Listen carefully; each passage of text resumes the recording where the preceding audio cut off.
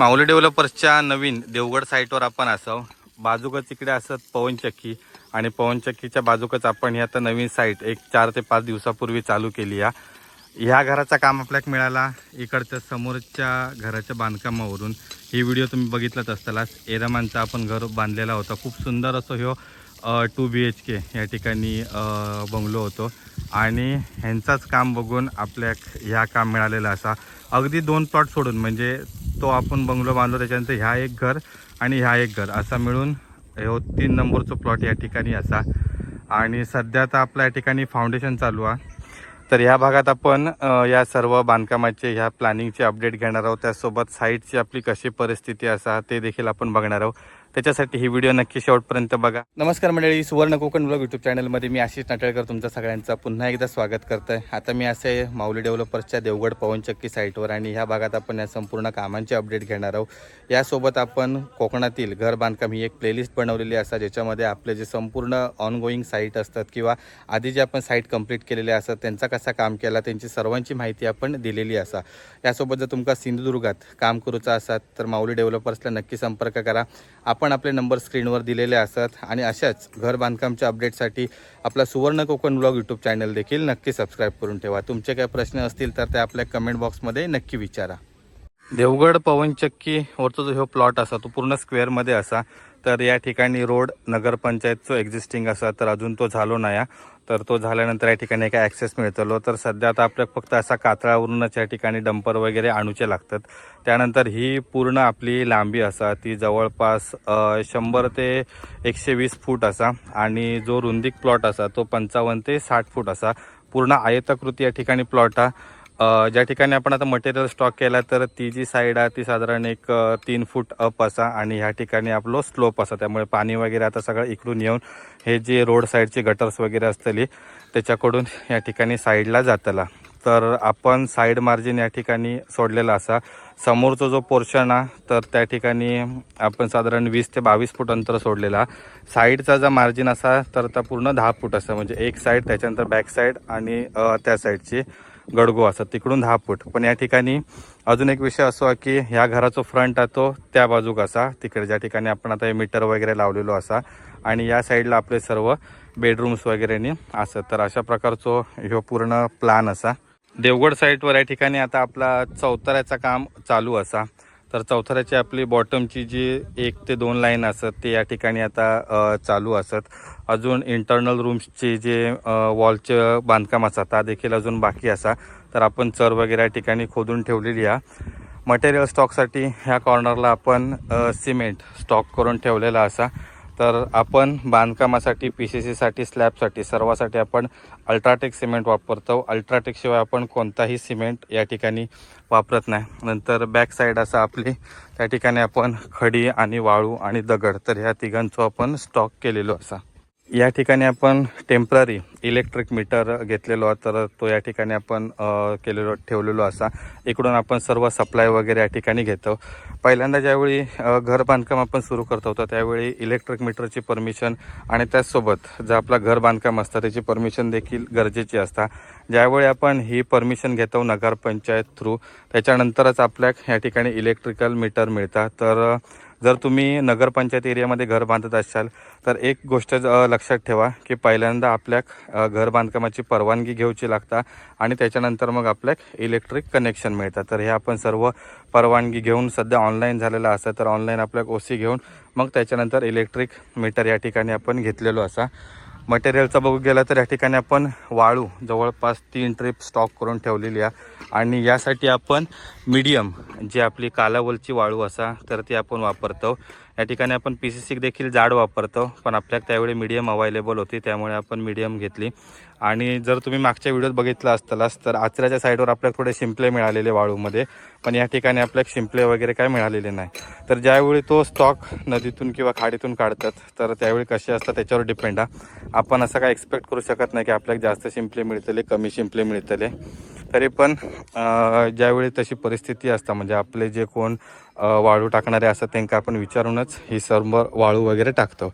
त्यानंतर इकडे असा खडी तर खडीचे देखील आपण 3 ट्रिप या ठिकाणी स्टॉक करून ठेवलेले असतात. अर्धा-पावणा इंचाची खडी असता ही.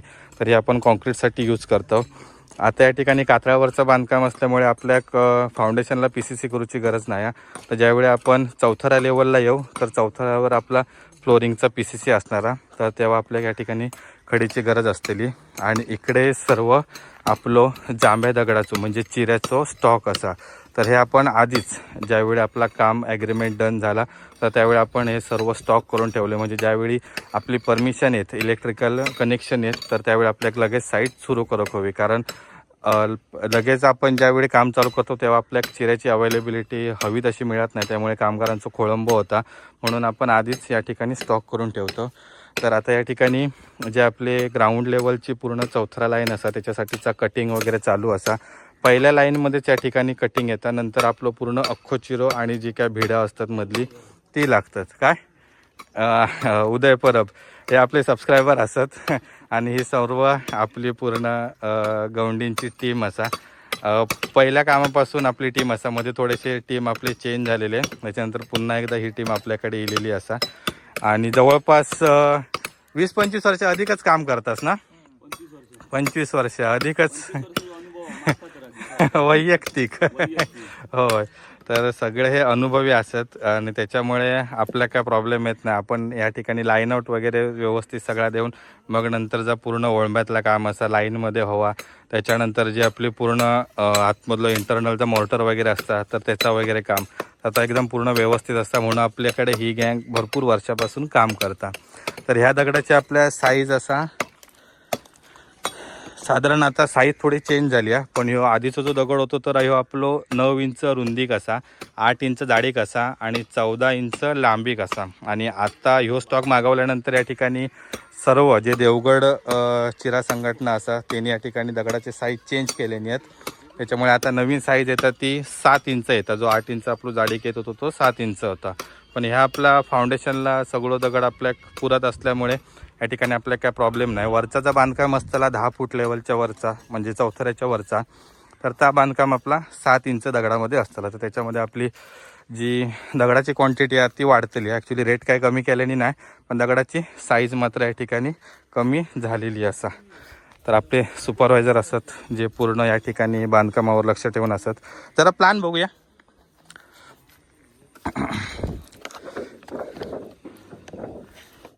तर या ठिकाणी ह्यो असो प्लॅन असा, जवळपास नाही म्हटलं तरी ह्या 1250 स्क्वेअर फीटचा घर असा. फक्त ग्राउंड फ्लोअर आहे आणि फर्स्ट फ्लोअरला या ठिकाणी फक्त जिना टोपी असा.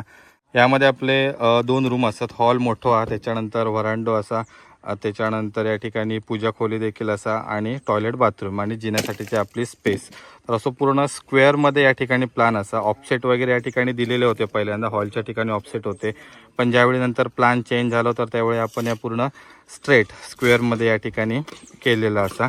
व्हरांड्याच्या इकडे आपली फक्त ही 5 फूट 9 इंच या ठिकाणी स्पेस ठेवलेली असं, ज्या ठिकाणी आपले पायरे येणार आहेत.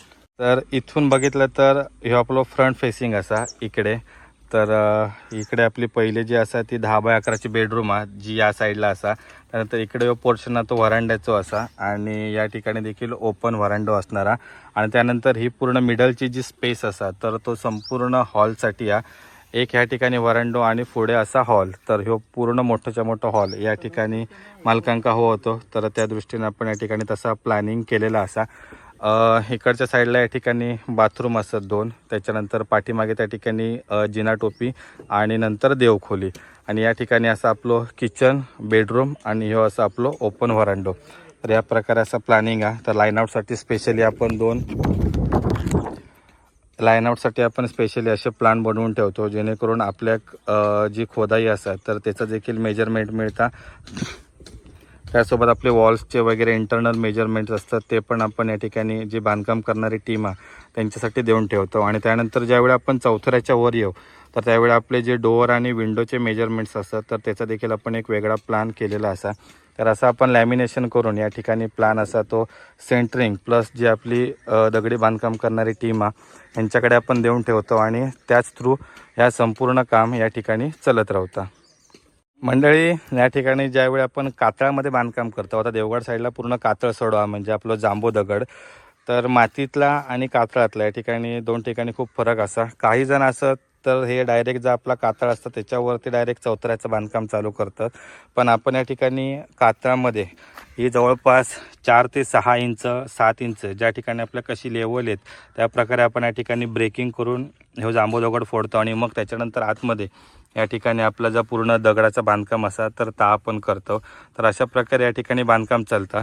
तर आधी पहिल्यांदा आपण ही संपूर्ण जी चरी असतात ती आधी मारून घेतलेली असा आणि त्याच्यानंतर आता आपले हे फाउंडेशनचे जे लाईन्स असतात ते आपले आता सुरू झाले आहेत. पहिल्यांदा महत्त्वाचं टास्क असता ज्यावेळी आपण पूर्ण लाईन आउट करतो तर त्यावेळी आपलं करणं चेक करणे. म्हणजे पहिल्यांदा आम्ही लाईन आउट करताना या ठिकाणी रेफरन्स पॉईंट वगैरे घेऊन ठेवतो. ज्या प्रकारे प्लान असतात त्या प्रकारे या ठिकाणी लाईन आउट होता आणि मग आपण ही चरी खोदतो. चरी खोदल्यानंतर या ठिकाणी पुन्हा एकदा लाईन आउट होऊन आपण हे जे एक्सटर्नल बाउंड्री असतात हे संपूर्ण फायनल करून घेतो ॲज पर प्लान. आणि त्याच्यानंतर इम्पॉर्टंट काम असतं की हे संपूर्ण जो चौथा रो असा तो लेवलमध्ये घेणे. तर आता यासाठी बघितलास तर एक साधारण 1.5 ते 2 फूट आपल्या अप असा आणि त्यानंतर इकडची साईड आपली डाऊन. तर त्यामुळे पहिल्या लाईनला आपल्या या ठिकाणी 2 लाईनी लागल्या असत. इकडे बघितलास तर 1 लाईन असा फिरलेली. तर ज्यावेळी आपण बांधकाम चालू करतो तर ह्या गोष्टींका खूप वेळ जाता.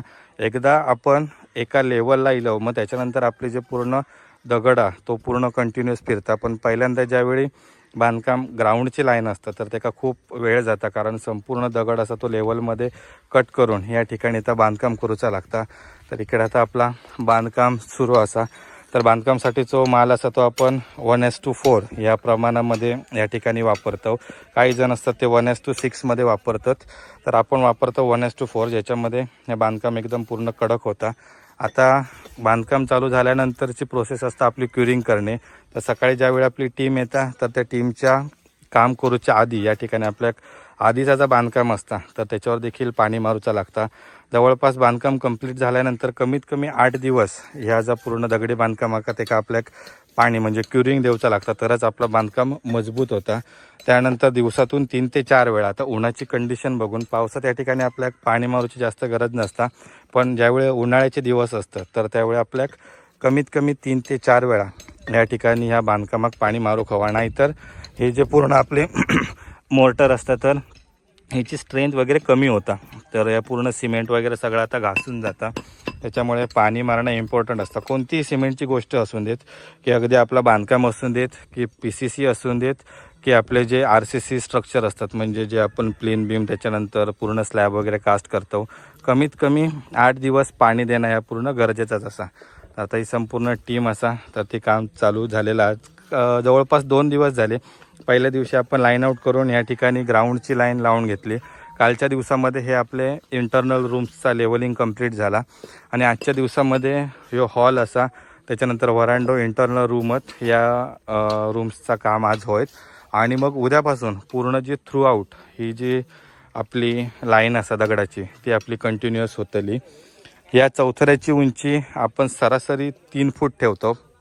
म्हणजे आता इकडे आपलं 1 फूट अप इकडे 1 ते 1.5 फूट डाऊन. तर आपण या ठिकाणी हाईट घेताना ह्या ठिकाणी 4.5 फूट घेतलं आणि त्या ठिकाणी साधारण 2.5 ते 3 फूट घेतलं. म्हणजे ह्यो चौथा रो तो पूर्ण ॲव्हरेज आपल्याक 3 फूट मिळणार असा. त्याच्यासाठी या ठिकाणी सेंटरवरून आपल्याक 3 फूटपर्यंत जायचं असा. पण त्याच्यामध्ये इन्क्लुडिंग आपलं प्लीन बीम असणार. तर त्यामुळे हे आपण 2.5 फूट हाईट ठेवणार आहोत.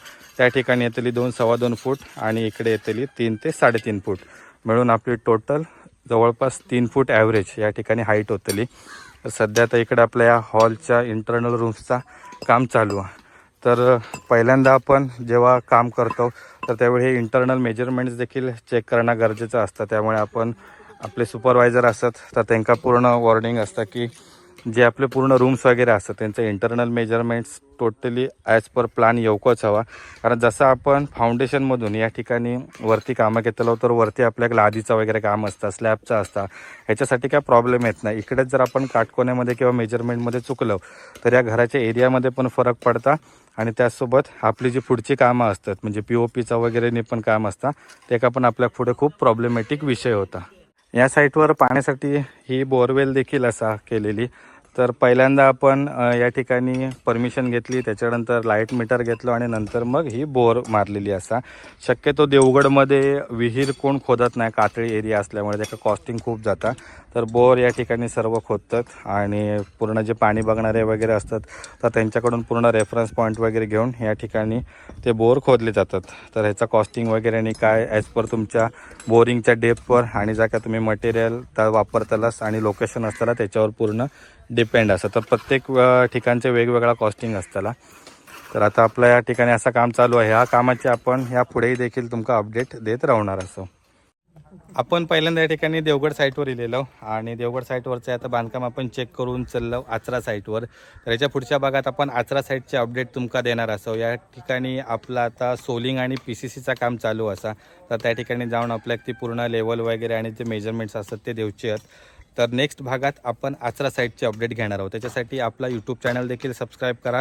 या संपूर्ण बांधकामाची आपण एक प्लेलिस्ट यूट्यूबला बनवलेली असा, कोकणातील घर बांधकाम. तर ती देखील नक्कीच चेक करा. आणि यासोबत जर तुमका सिंधुदुर्गात घर बांधकाम करूचा असाल तर माऊली डेव्हलपर्सला नक्की संपर्क करा. तुमचे काय प्रश्न असतील तर ते आमका कमेंट बॉक्समध्ये नक्की विचारा. भेटू अशाच एका नवीन व्हिडिओमध्ये. तोपर्यंत काळजी घ्या.